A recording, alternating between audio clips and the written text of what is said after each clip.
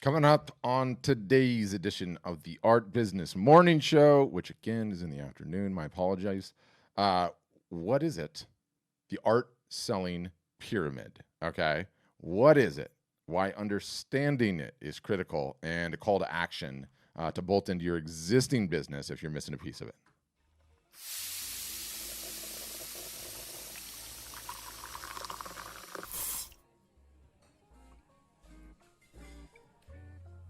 All right. Welcome to another edition of Art Business Mornings, the show that'll put you on the path to a six-figure a year plus art business.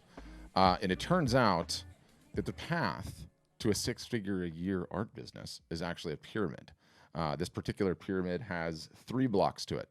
And, the pyramid represents what I believe to be the ideal business model. Call it business model, call it framework, call it premise.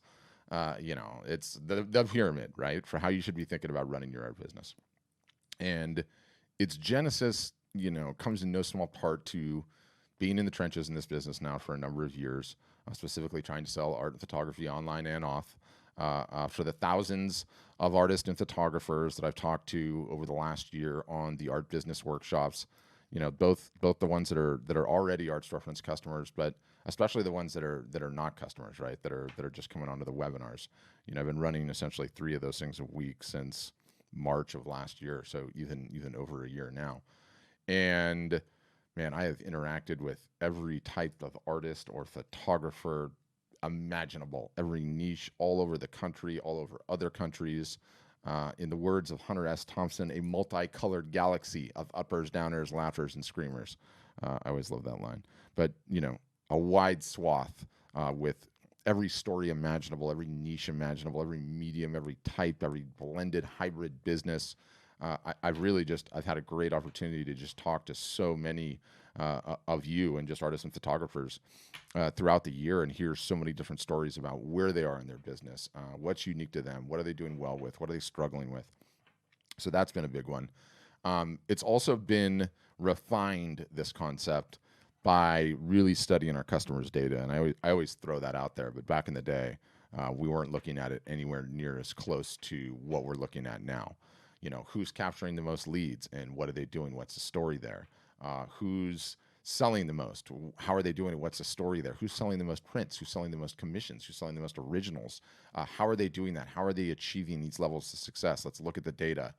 Let's look at what their emails look like, their Facebook posts, their Instagram posts, their average order value. Like, we've really, really been doing some deep dives into the most successful artist and what makes them tick, what sets them apart from everyone else.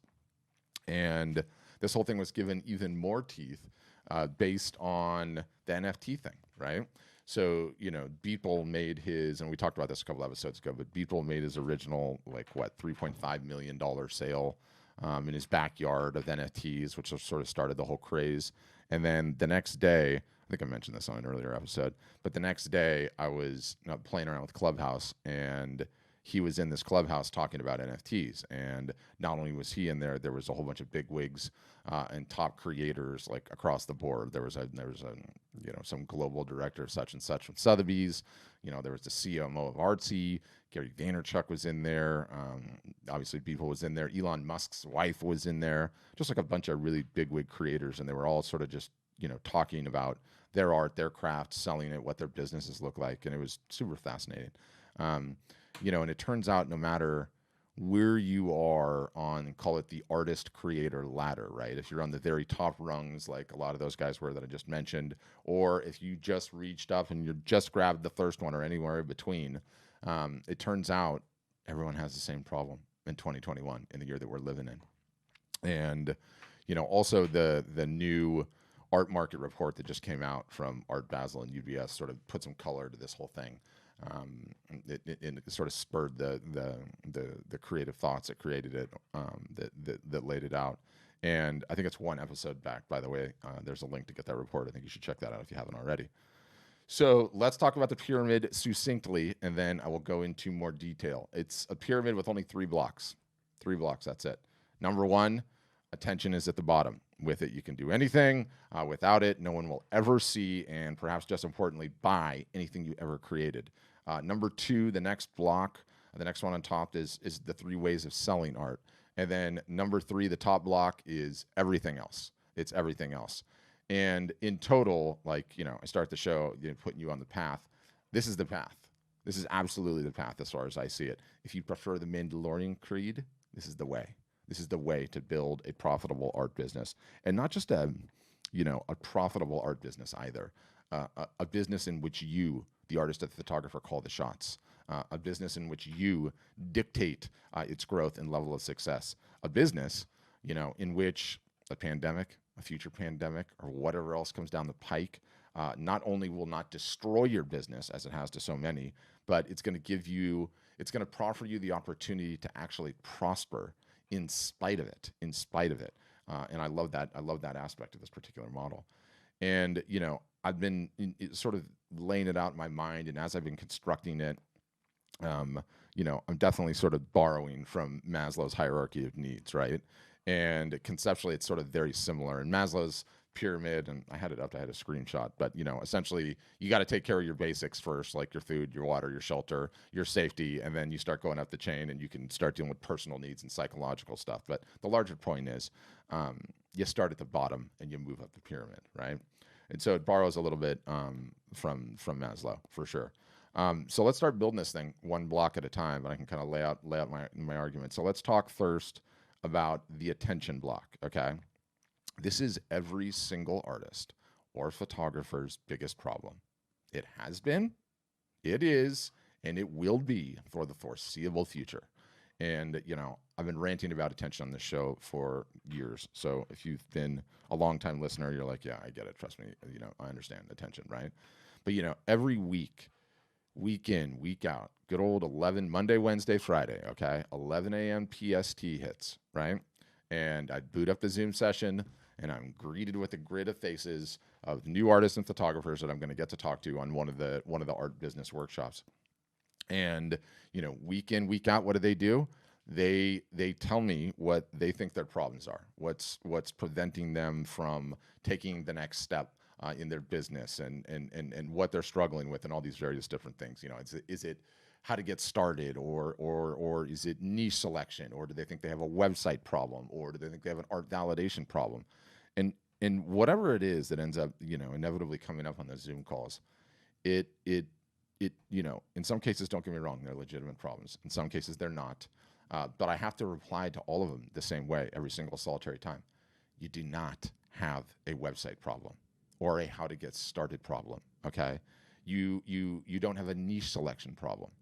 You don't have any of those problems. Why, right? Like, they're like, what? What do you mean? Because in order to even have a website problem or a how to get started problem or a niche selection problem, you need to solve the attention problem, okay? It's sort of like a car parked in your driveway.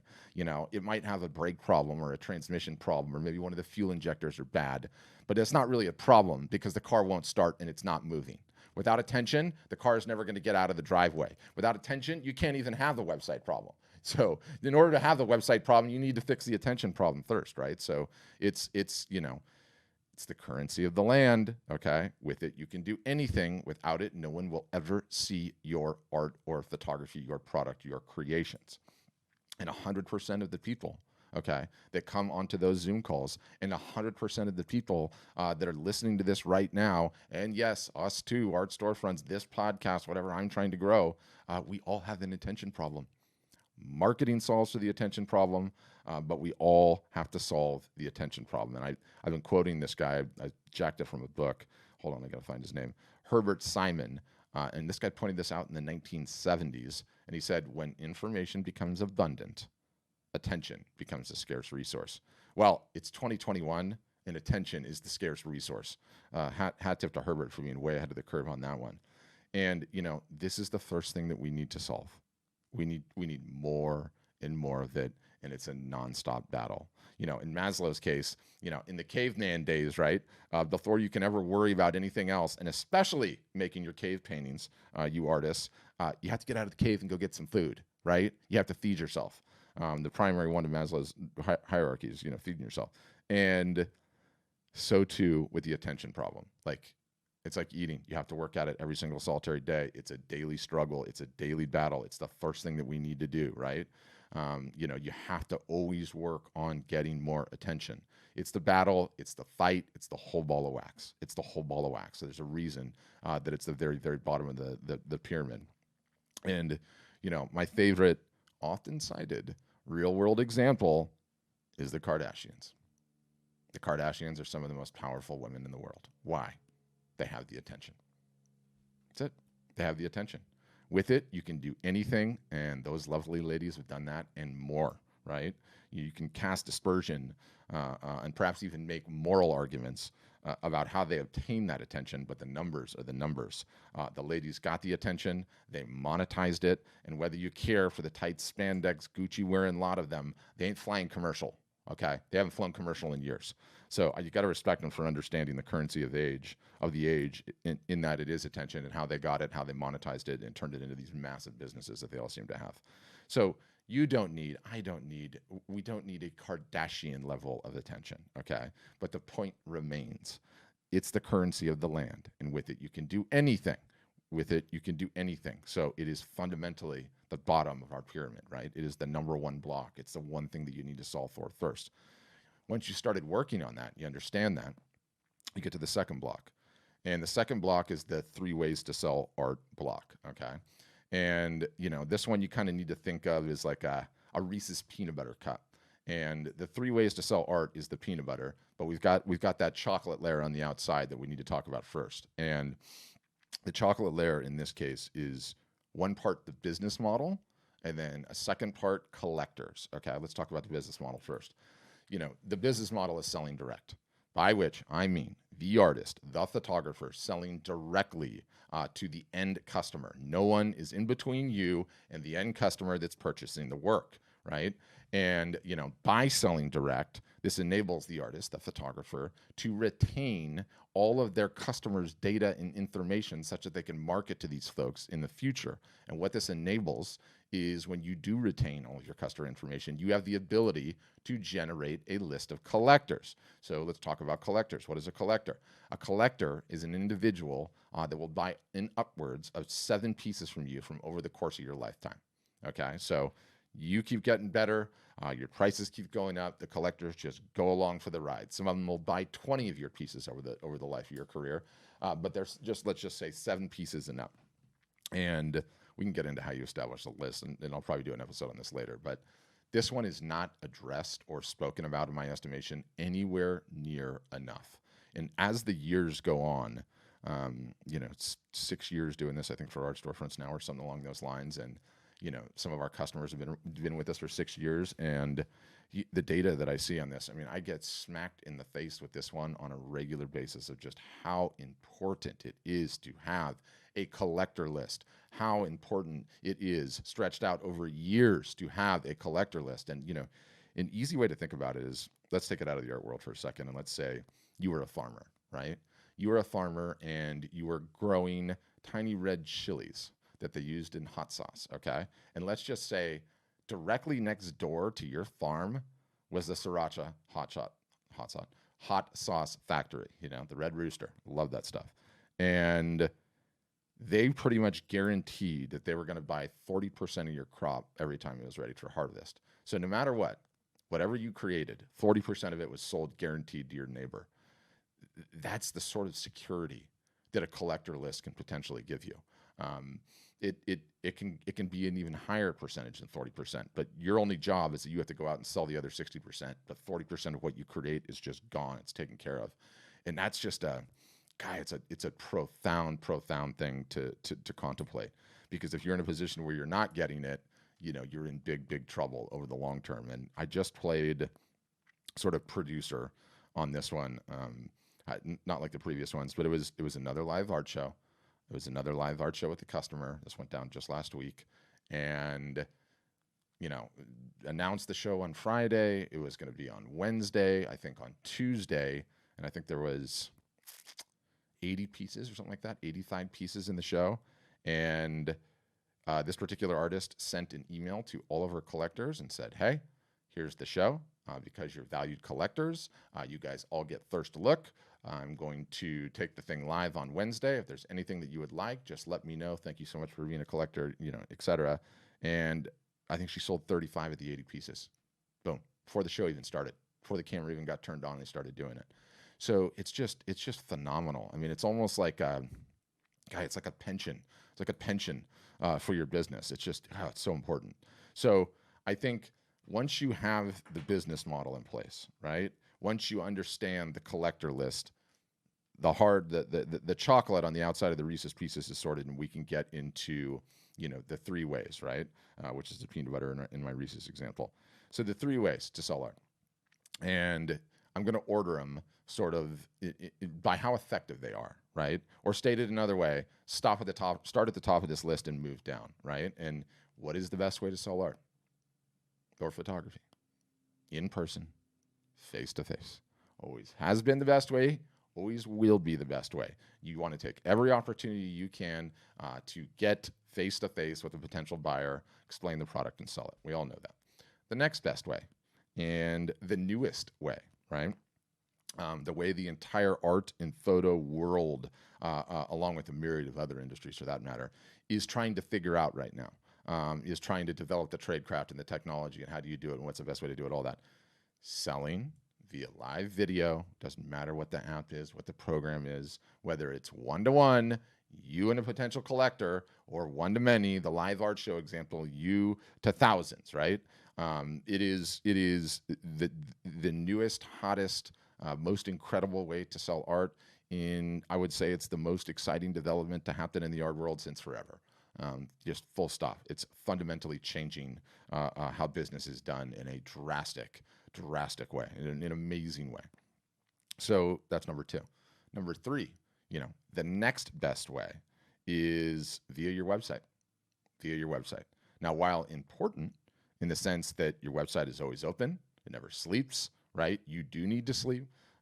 It can have, 50 conversations at once, something you're not capable of doing. So it's great with that. Do I think the website is important? Yes, I do.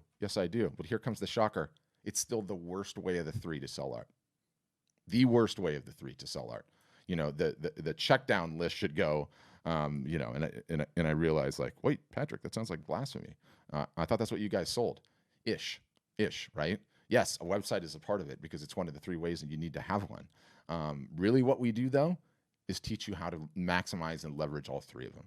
And sort of let me explain. And I love having this mental model, this way of thinking about things, that we're always going to go back to retail. Take everything back to the retail context. When we think about what we're doing digitally with our marketing in this digital interconnected the world we live in, thinking about the retail example is sort of like the key that unlocks, a really nice and easy way to succinctly explain things. And let me sort of build on that. So, your art business is just basically a store on Main Street. It's a store on Main Street. So what is the best way to sell art? If it's in person, you're in that art store. I come walking in. I get to know, like, and trust you. You explain to me who you are, what you do, your inspiration, pricing, everything else, and I potentially buy it, right? That is the best way to sell it. Okay, well, what about all the people that don't live in your town and are never going to come down to Main Street? So you turn the video on, however you're going to do that, and it's you in that same art gallery walking through it, explaining via video, right? Next best thing, pretty damn close to the number one best way to sell art, right? And then number three would essentially be your art gallery. This is your website, your art gallery on Main Street with the doors open and no one inside of it. There's no one inside of it. There's no one to help them. It's open. You can come in at any point in time, but you just have to read the manuals and talk to the robot and press some buttons, right? The retail just makes it all make sense. And so when you think about it in that context, it's like, oh yeah, if I had a store, would I just leave the store open and let people walk in and not talk to them or not help them and not give them that type of experience? No, absolutely not, right? But you still have to have a website. It's critically important. It's just not the number one. So you want to be on the path to a six-figure-a-year art business, you need to understand the three ways of selling art, and you need to be deploying all three of them in your business and learning, getting better at all of them, at what that all looks like, at what that all portends. I mean, I think that's just it's critical. It's critical. So 2 rungs in, okay. The third rung, the next block, rung, I should say blocks. The next block in. You're working on getting more attention on a daily basis. You are deploying the 3 ways in your business. What's left? Everything else. Everything else. By which I mean any and all additional revenue sources that you can come up with that work for the business. And it's like, what about the show and therapy circuit? We love it. As soon as it comes back, it's a fantastic revenue source. If you understand how to get the biggest ROI out of them, you can go back to earlier episodes of this podcast and we talk about some of the techniques and tactics. If this is you, you can do incredibly well with them, right? You can do incredibly well. Now, you still have to pay booth fees. You still have to travel. You still have to be on your feet for 8+ hours a day. Walking out of them ROI positive is never guaranteed. But we still love them, right? If you can make them pay, they are great. Highly recommend them. But they're on the top block of the pyramid. They come after the other two are sorted. What about the retail galleries? We love them. We love them. If you can get into a gallery and make it pay, amazing. There's lots of benefits, right? There's the prestige. You don't have to do any marketing, or you don't have to work to find the buyers. But you don't get to keep your customer data, though, do you? Your collector list is not going to be happy about that one. You're not going to be building it. You're not going to know who your collectors are. And I've talked to several people. We have one guy that's a customer, and he was doing extremely well. And the gallery's closed, and instantaneously his whole world changed. And there's no recourse because you don't have a list of collectors. So there's also that 50-50 revenue split thing. But look, you can make them pay. Fantastic. Love it. They can be absolutely great. What about the online galleries? Your Saatchi, your Fine Art America, your Redbubble, your Etsy, or any of the rest of them. We love them. If you can make them pay with minimal work on your part, we love them, right? You don't grow your customer list, though, do you? Don't grow your collector list. And also because they're easy to do, and easy to get into for the most part. Everybody puts their stuff there, so they're highly competitive. And I would say, I know there are some people on some of those sites that are doing extremely well. There's got to be, right? But, the thousands and thousands and thousands that I've had come in, week out, art business workshops, the ones that tell me that they're doing this, I said, really, how's that going? How's that working out? And I ask them the revenue numbers, and they're always small numbers. There's always small numbers. I know there's exceptions. I know there's a few. The larger point is you can't depend on it as a serious revenue source, which is why it's at the top of the pyramid. But if they're working, you're making them pay, fantastic. We love them. What about anything else that leverages your artistic creativity and brings in revenue? We love it. I mean, the next block up is literally any other additional revenue source you could possibly contemplate, right? Like whatever it might be, we love it, but it's on the top. And I think, they all fall into, in addition to having those other two, good to go. And you get this business model in place. You understand the rules. You start working on building your attention day in, day out, the battle that we all fight, the battle that we're all going to be continuing to fight for the foreseeable future. You understand and have these 3 ways of selling art deployed in your business. You're building that collector list. You're deploying selling art via video where you can. And let's be honest, we all have a ton of practice to do on that one, right? There's a ton of learning, a ton of tradecraft. All the art storefronts customers will like ship an art show or a live show or their first basement sale or whatever it might be, and they're like, I did it, it was awesome, and they'll ask for feedback on the office hours, and I always say the same thing, and it's like, good, now go do 1,000 of them.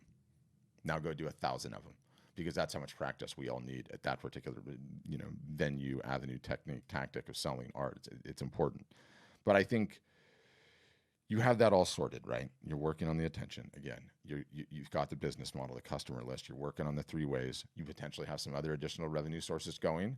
You stay at that for a period of years, and you have an unshakable business. You have a business that can't be taken away from you. You have a business where you set the rules. You have a business that's continuing to grow year over year over year. You're building that collector list. They're buying more and more and more. It's the path. That's the way. It's the smartest way. It's the best way, I think, to build something where you got a genuine shot at growing something amazing, right? Like you get this whole thing in place. You have this pyramid in place, and it's going to stand for thousands of years, like the Mexican one behind me. But it's just the way to go about it and the way to do things. And I've talked to so many that have one or two aspects, but don't have all of the aspects. And, the days turn into months, turn into years, and these blocks are not in the pyramid. And, it's heartbreaking because you're 5, 6, 7, 10 years down the line, and your business could be in such a better place. So that's the name. I'm sticking to it for the time being. If I come up with a better one, perhaps we'll leverage that one in the future. But for now, it is the art selling pyramid. So on that note, thanks for listening. And as always, have a great day.